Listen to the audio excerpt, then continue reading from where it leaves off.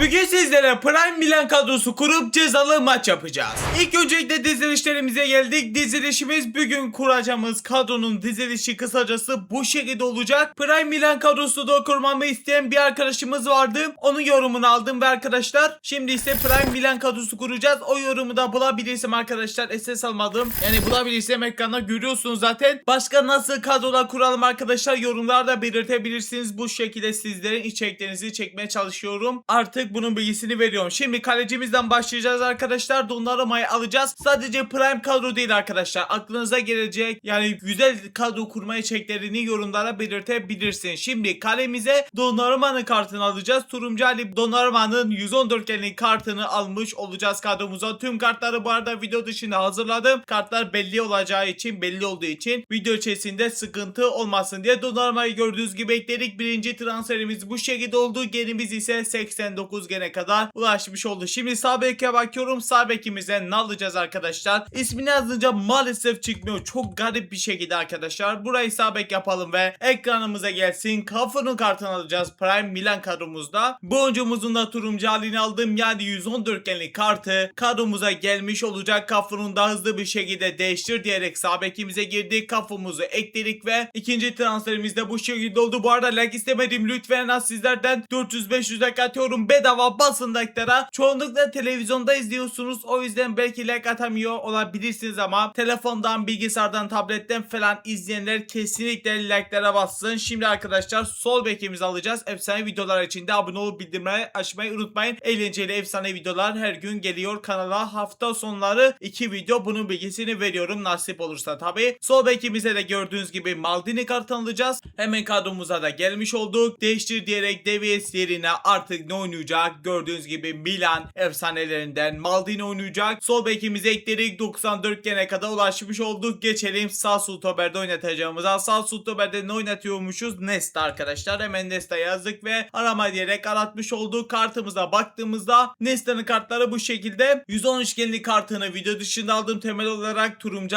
ile birlikte ise 118 genlik kart arkadaşlar. Nesta'mızın kadromuza gelmiş olacak. Değiştir diyerek hemen değiştirdik. Nesta'mızı geldik sağ stoper ekledik ve kadromuzun geni 96 gene kadar ulaşmış oldu. Geçelim o zaman nereye? Sol stoperimize. Sol stoperde de ne oynatacağız? Stam'ı oynatacakmışız arkadaşlar. Arama diyerek aratmış olduk. Stam'ın kartları bu şekilde. Maalesef bunun 107 genlik temelinde bir kartını alacağız. Turuncu ile birlikte ise 112 genlik kartı arkadaşlar kadromuza gelmiş olacak. Hemen buradan o zaman değiştir diyerek Stam'ın kartını bulduk. Sol stopere ekledik ve Prime Milan kadromuzun defans hattı ve kalecisini kısacası bu şekilde belirledim. Bu şekilde transferlerimiz oldu. Şimdi ise orta sahattına başlayacağız. Siz de bu arada nasıl kurabilirdiniz? Mesela beğenmediğiniz, örnek veriyorum, Stam'ın yerine keşke bu oyuncuyu alsaydın dediğiniz bir transfer olursa yorumlara belirtebilirsiniz. Şimdi o zaman dediğim gibi orta sahattına başlayacağız da arkadaşlar ben yanlış dizilişi seçmişim. 4-3-1-2 diziliş olacakmış. Hemen o dizilişe geçelim. Çok özür diliyorum. Yanlış bir dizilişteymişiz. Ben de diyorum niye bu kadar garip bir dizilişteymişiz. Bu dizilişe geçiyoruz arkadaşlar. Bir tane 10 numara olacak. Çift forvet oynatacağız. Şimdi o zaman artık orta sahattımıza başlayabiliriz. Şimdi ilk olarak sağ merkez oynatacağımız Gullit'imizi alacağız arkadaşlar. Gullit'in kartları da müthiş oluyor. Tabi eski kartlar yeni kartlara göre daha kötü olur ama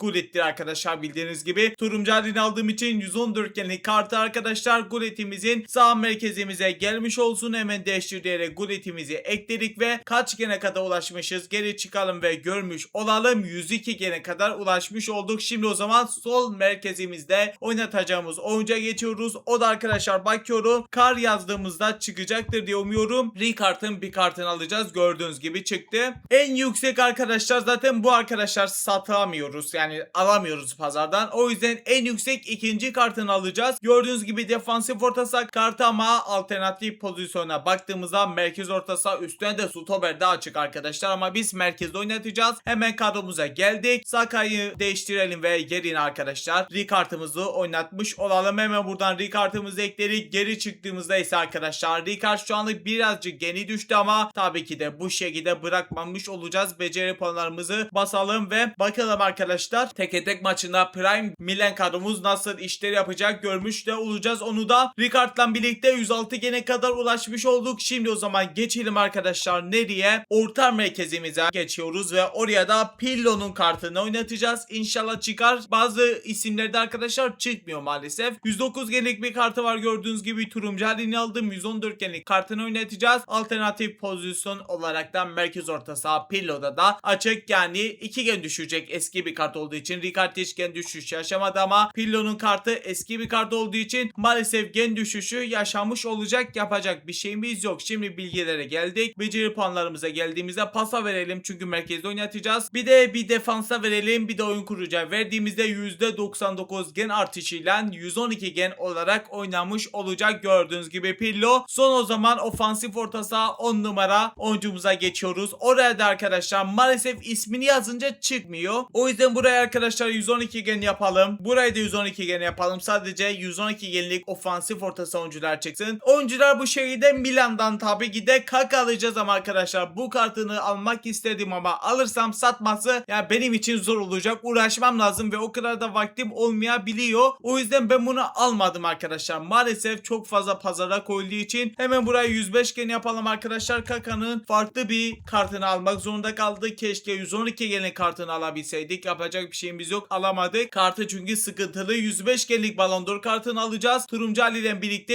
110 genlik kart arkadaşlar kadromuza gelecek. Geni biraz düşük. Eski bir kart olduğu için inşallah dediğim gibi sıkıntı yapmaz. Şimdi buraya geldik arkadaşlar. Pozisyonu silelim ve Kaka'mızı gelelim ekleyelim ve kaç gene kadar ulaşmış olduk onu görelim. 110 gene kadar ulaşmış olduk. Prime Milan kadromuzun orta saatini kısacası bu şekilde belirledim. Bu şekilde kurduk. Şimdi o zaman forvet yani çift forvetimize geçmiş olacağız. İlk olarak sağ santraforda oynatacağımız oyuncuya bakıyorum arkadaşlar. SHE yazdığımızda arkadaşlar çıkacaktır. O da Shevchenko olacak. 112 genlik kartı var turuncu Ali ile birlikte. Gördüğünüz gibi Kaka gibi çok fazla koyulduğu için bunu alamadım. Şimdi arkadaşlar normalde bunu alacaktım ama arkadaşlar ben değiştirmişim. Buraya Shevchenko'yu yerine alacağımız oyuncuyu düzeltmemişim. O yüzden Shevchenko'ya geldim. Shevchenko'yu maalesef alamıyoruz. Yani 107 genlik kartına da almamıza gerek yok. O yüzden Shevchenko'yu almak istiyordum ama alamadık. O yüzden buradan Bast yazıyoruz ve Van Basten'in bir kartını almış olacağız. Kartımız çıktı mı? Çıkmış. 113 genlik kartını alamadık ama 109 genlik kartı arkadaşlar gelmiş olacak. Pazarda da var zaten kartı. Turuncu Ali ile birlikte 114 genlik kartımız kadromuza gelmiş olacak. Değişir diyerek Van Basten'imizi o zaman kadromuza ekledik. Geri çıktığımızda ise genimiz kaç olmuş görelim. 112 gene kadar ulaşmış olduk. Şimdi o zaman son forvetimizi geçiyoruz. Belki daha demin Van Basten'i eklerken görmüşsünüzdür. Zlatan İbrahimovic'imizi alacağız arkadaşlar. 113 genlik kartına 750 milyon üstünde olduğu için almadım ve bu kartını aldım arkadaşlar. Turuncu Ali ile birlikte 116 genlik kartı kadromuza gelecek ve bu şekilde arkadaşlar bakalım kadromuzun son durumu nasıl olacak. İbrahimovic'i de ekledik. Prime Milan kadromuzun geni arkadaşlar 114 gen olmuş oldu. Atak kısmında bu şekilde. Şimdi o zaman beceri ve antrenmanlarını halledeceğim. O sırada da siz de lütfen like'lere basalım. Abone olup bildirim açmayı unutmayalım. Kadro kurma içerikleri fikirlerinizi de yorumlara belirtebilirsiniz. Artık sizden istediğiniz içerikleri yapıyorum. Şimdi o zaman lige destek vereyim. İlk kim kabul ederse onunla maç yapalım. Maçımız başlıyor. Bizim kadromuzu zaten biliyorsunuz. Bakalım bugün hangi kadroyla kapışmış olacağız. Ekranımıza geldiğinde rakibimizin kadrosu bu şekildeymiş. Bakalım kazanabileceğiz mi? Bismillahirrahmanirrahim diyerek cezalı maça başladı.